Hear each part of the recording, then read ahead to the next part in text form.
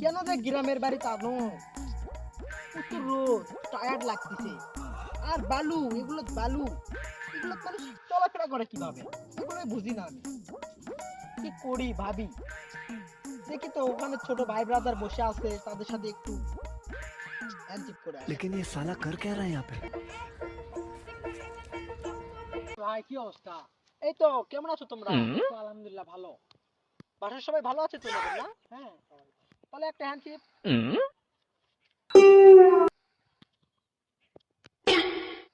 চল বল। এ ভাই শোনো। लेकिन ये साला कर क्या रहा है यहाँ पे?